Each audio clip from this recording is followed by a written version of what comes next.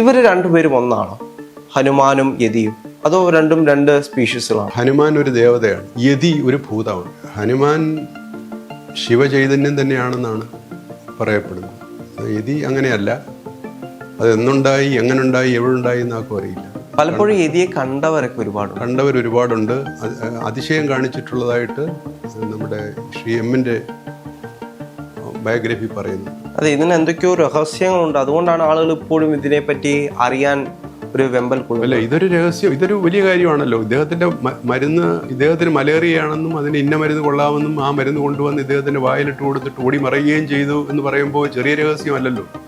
പിന്നെ ഈ രാമസേതു കിട്ടുന്നതുമായി ബന്ധപ്പെട്ട രാമസേതു കിട്ടുന്ന ഇപ്പോഴും കല്ലുകൾ പൊങ്ങി കിടക്കുകയാണല്ലോ അവിടെ. അറ്റ്ലാന്റിക് സമുദ്രത്തിന്റെ ഏതോ ഒരു ഭാഗത്തുണ്ട കുറെ ചിപ്പികളാണ്, ചിപ്പിപ്പാറകളാണ്. അപ്പോൾ അവിടുന്ന് ഇവിടെ കൊണ്ടുവരാൻ അന്ന് യുവാനന്മാരുടെ കഴിവുകൊണ്ടാണ് കൊണ്ടുവന്നത്. അതെങ്ങനെ ആദം ബ്രിഡ്ജാവും? അതെ സർ, യതി അതായത് ഹിമാലയത്തിന്റെ ഉൾവശത്തുള്ള ഇപ്പോഴും ജീവിച്ചിരിക്കുന്ന ഒരു ജീവിയാണ് എന്നാണ് പറയപ്പെടുന്നത്. അത് ഏകദേശം ഒരു കരടിയുടെയും അല്ലെങ്കിൽ ഒരു കുരങ്ങന്റെയും രൂപസാദൃശ്യമുള്ളൊരു ജീവിയായിട്ടാണ് പലപ്പോഴും പറയുന്നത്. അതേപോലെ തന്നെയാണ് നമ്മുടെ പുരാണങ്ങളിലുള്ള ഹനുമാനും ഒരു ചിരഞ്ജീവിയാണ്. അപ്പം അതും ഇങ്ങനെ ജീവിച്ചു പോകുന്നുണ്ട്. അപ്പം ഇവർ രണ്ടുപേരും ഒന്നാണോ, ഹനുമാനും യതിയും, അതോ രണ്ടും രണ്ട് സ്പീഷീസുകളാണോ? എൻ്റെ അഭിപ്രായത്തിൽ ഹനുമാൻ ഒരു ദേവതയാണ്, യതി ഒരു ഭൂതമാണ്. ഭൂതം എന്ന് വെച്ചാൽ ശിവഭൂതമാണ്. ഈ ഹനുമാൻ ശിവചൈതന്യം തന്നെയാണെന്നാണ് പറയപ്പെടുന്നത്. യതി അങ്ങനെയല്ല. അത് എന്നുണ്ടായി, എങ്ങനെ ഉണ്ടായി, എവിടെ ഉണ്ടായി എന്നാർക്കും അറിയില്ല. അത് ശിവഭൂതങ്ങളിൽപ്പെട്ട ഒരു ഭൂതമായിട്ട് പറയുന്നുണ്ട്. പലപ്പോഴും യതിയെ കണ്ടവരൊരുപാടുണ്ട്. അതിശയം കാണിച്ചിട്ടുള്ളതായിട്ട് നമ്മുടെ ശ്രീ എമ്മിൻ്റെ ബയോഗ്രഫി പറയുന്നുണ്ട്. അത് അതിശയം എന്ന് വെച്ചാൽ ഹിമാലയ യാത്ര ചെയ്യുമ്പോൾ അദ്ദേഹത്തിന് മലേറിയ പിടിച്ചു, കുടിലിൽ കിടക്കുകയാണ്, വിറയ്ക്കുകയാണ്. ഒരു ദിവസം രാത്രിയിൽ, അദ്ദേഹത്തിൻ്റെ ഗുരു അവിടെ ഇല്ല, ഒരു ദിവസം രാത്രിയിൽ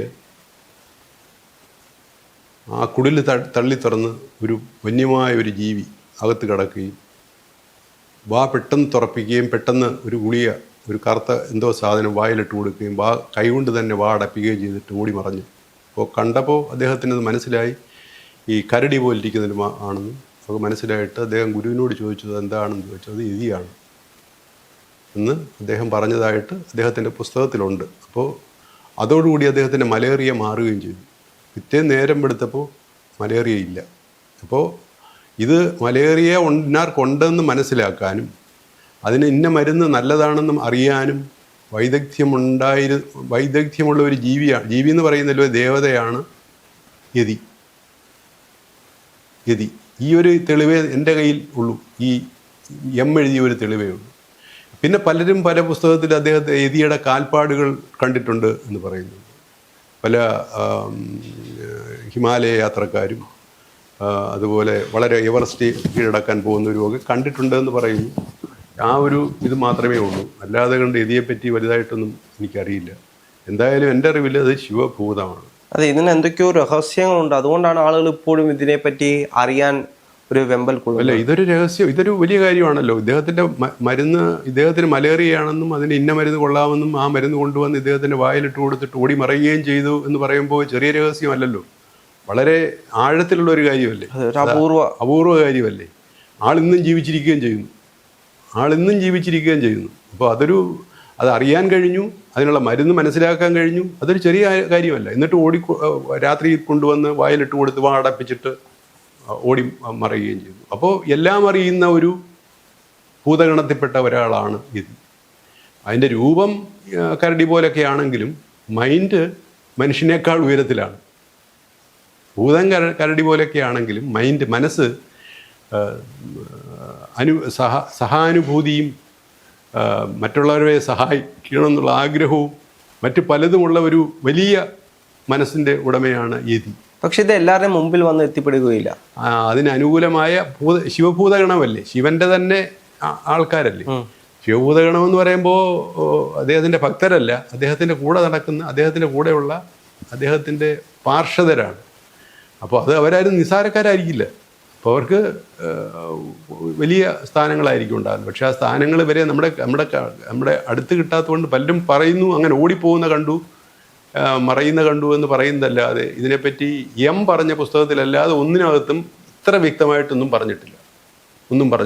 അപ്പോൾ ഈ ഹനുമാനെ കുറിച്ചോ?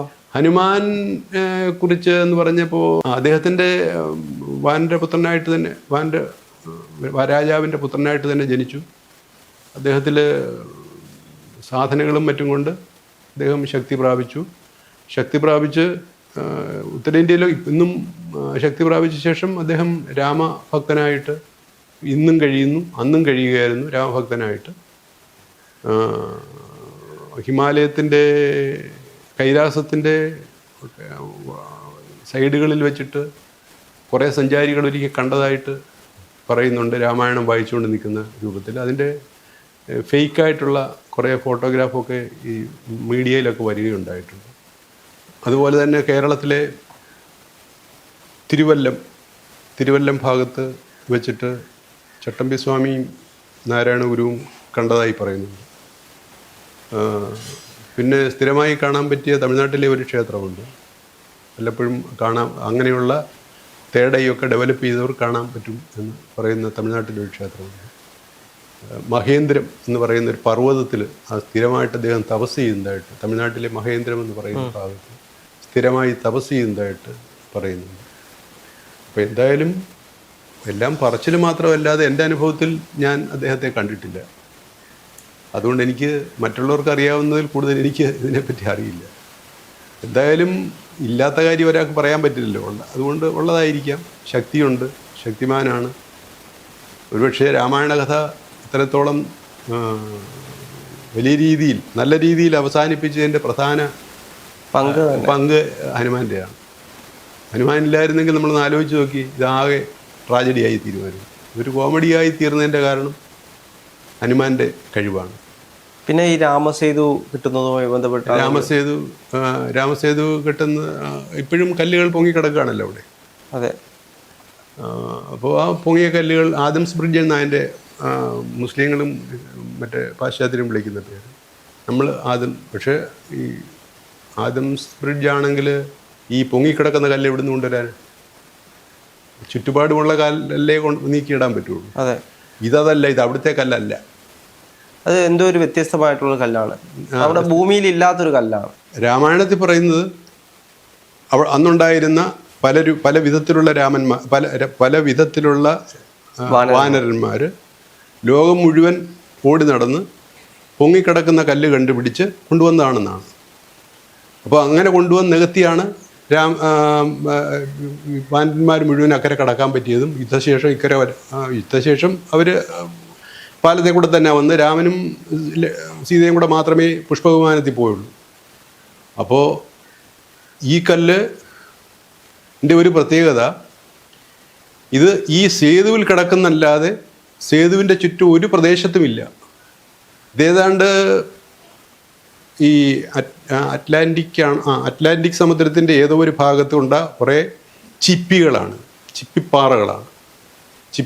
അപ്പോൾ അവിടുന്ന് ഇവിടെ കൊണ്ടുവരാൻ അന്ന് ഈ വാനരന്മാരുടെ കഴിവുകൊണ്ടാണ് കൊണ്ടുവന്നത്. അതെങ്ങനെ ആദം ബ്രിഡ്ജാവും? അതെ. അപ്പോൾ അത് രാമസേതു എന്നുള്ള വാക്ക് തന്നെയാണ് അതിന് അനുയോജ്യം. രാമസേതു എന്ന് പറയാമായിരുന്നു. ചുറ്റുമുള്ള കല്ലൊക്കെ പറക്കി വെച്ച് അതിനകത്ത് അവിടെ ആദം ഇക്കരെ വന്നായിരുന്നെങ്കിൽ രാമസേതുവാണ്. ഇതല്ല, പാറയൊന്നും അതല്ല. പാതയെല്ലാം പൊങ്ങിക്കിടക്കുന്ന പാറയാണ്. അത് ചിപ്പിപ്പാറയാണ്. ചിപ്പിയൊന്നും ആ ഭാഗങ്ങളില്ല.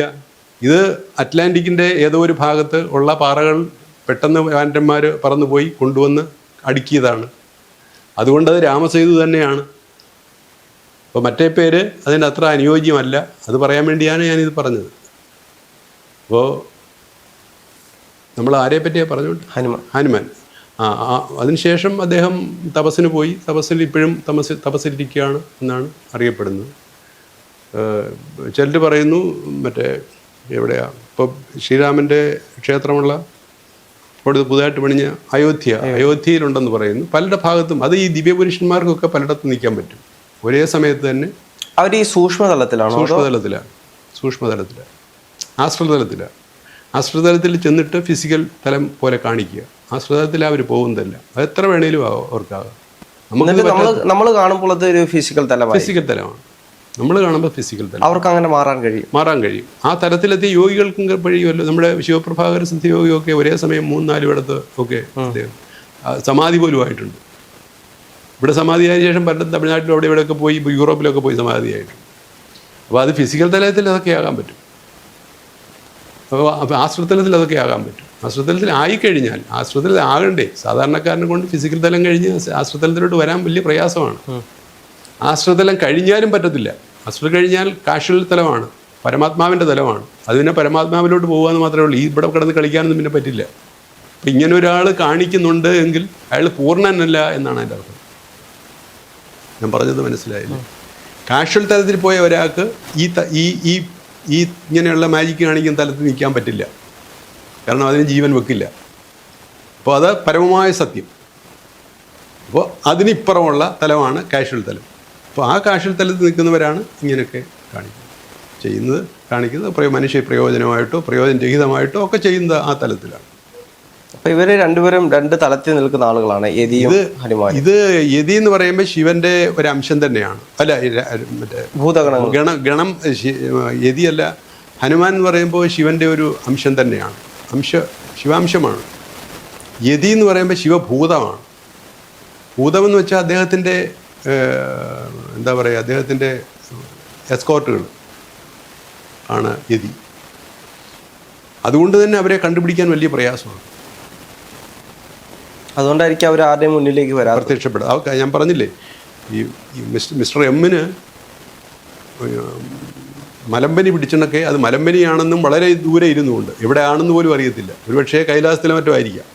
അല്ല, ഇവരെല്ലാം വീക്ഷിക്കുന്നുണ്ടായിരിക്കും വരുന്നവരെല്ലാം ആണെന്നും ഇന്ന മരുന്ന് കൊടുത്താൽ മാറുമെന്നും അത് ശരിയാക്കി പെട്ടെന്ന് കൊണ്ടുപോയി വാലിട്ടോട് പെട്ടെന്ന് മറിയുകയും ചെയ്യാൻ കഴിവുള്ള ഒരാൾ നിസ്സാരനാണ്. അല്ല, ഈ ഇങ്ങനെയുള്ള ആളുകൾ നമ്മളെ ഇതുകൂട്ട് പോകുന്ന ആളുകളെല്ലാം വീക്ഷിക്കുന്നുണ്ടായിരിക്കാം. കുറേയൊക്കെ വീക്ഷിക്കുന്നുണ്ടായിരിക്കും. അതുകൊണ്ടല്ലേ അവർക്ക് തിരിച്ചറിയാൻ കഴിഞ്ഞില്ല. അല്ല, അങ്ങനെയുള്ള ഇപ്പം എമ്മും മോശക്കാരനല്ല, നല്ലൊരു ഗുരുവിൻ്റെ ശിഷ്യനാണ്. അപ്പോൾ അതുകൊണ്ട് എല്ലാവരെയും ഉള്ള ആ തലത്തിലുള്ളവരെ മാത്രമേ വീക്ഷിക്കുന്നുണ്ടോ എന്ന് നമുക്കറിയാൻ പറ്റത്തില്ല. ഒരുപക്ഷെ ഞാനാ പനി പിടിച്ചെങ്കിൽ എനിക്കത് കിട്ടണമെന്നില്ല. ഞാൻ പറഞ്ഞത് മനസ്സിലായില്ലേ? ഇപ്പം ഞാനായിരുന്നു മലമ്പനി പിടിച്ചവിടെ കിടന്നെങ്കിൽ എനിക്ക് കിട്ടണമെന്നില്ല. ഇത് ആ തലത്തിലുള്ള ഒരു മനുഷ്യനായതുകൊണ്ട് അവർക്ക് തമ്മിൽ കണക്ട് ചെയ്യാൻ. മധുകർനാഥാണല്ലോ അദ്ദേഹം. മധുകർനാഥാണ് മിസ്റ്റർ എം ആയിട്ട് പിന്നെ അദ്ദേഹത്തിൻ്റെ പൂർവ്വജന്മത്തിൽ മധുകർനാഥാണ്. അത് വലിയ സന്യാസി ശ്രേഷ്ഠനാണ്. അപ്പോൾ അങ്ങനെയുള്ളൊരു തലത്തിലുള്ള ഒരാൾക്ക് പനി പിടിച്ചപ്പോൾ യതി സഹായവുമായിട്ടെത്തി. അത് പക്ഷേ ഞാനോ മറ്റോ ആണെങ്കിൽ എത്തണമെന്നില്ല, അല്ലെ നമ്മളെപ്പോലെ ഒരാൾ എത്തണമെന്നില്ല. അറിയാൻ കഴിയും, അവന് പനി കിടക്കട്ടെ അല്ലെ ചാവട്ടെ എന്ന് വിചാരിക്കും, അത്ര തന്നെ ഉള്ളൂ. ഇത് മധുകർനാഥായതുകൊണ്ടാണ് സഹായത്തിനായിട്ട് യതി ഉടനെ എത്തുകയും മരുന്ന് വിടുകയും. അപ്പോൾ ഇങ്ങനെയുള്ള ഒരു അനുഭവമാണ് ഉള്ളത്. പിന്നെ ഞാൻ ഈ പാശ്ചാത്യരുടെ കൈലാസയാത്ര വായിച്ചിട്ടുണ്ട്. അതിനകത്ത് യതിയുടെ കാലുകൾ കണ്ടതായിട്ട് പറയുന്നു, കാൽപ്പാട് കണ്ടതായിട്ട് പറയുന്നു. അത് എവറസ്റ്റ് യാത്രയിലും ചിലരുടെ പുസ്തകത്തിനകത്ത് പറഞ്ഞിട്ടുണ്ട്. ഏതൊക്കെ പുസ്തകമാണെന്ന് എനിക്ക് ചോദിച്ചാൽ ഇപ്പോൾ അത് പറയാൻ ബുദ്ധിമുട്ടുണ്ട്. അപ്പോൾ പറഞ്ഞിട്ടുണ്ട്. അത് പിന്നെ പറയുന്നു അതല്ല, മറ്റ് കുരങ്ങളുടെ ആ ഭാഗത്തൊന്നും കുരങ്ങൊന്നും പോവില്ല. യതിയല്ലാതെ മനുഷ്യൻ തന്നെ എത്ര കോട്ടിട്ടാണ് അവിടെ കയറി പോകുന്നത്. പിന്നെ ചുമ്മാ അതങ്ങ് പറയുന്നത് ആ കുരങ്ങിൻ്റെ ആയിരുന്നു, അല്ല യതിയുടെ തന്നെയാവും.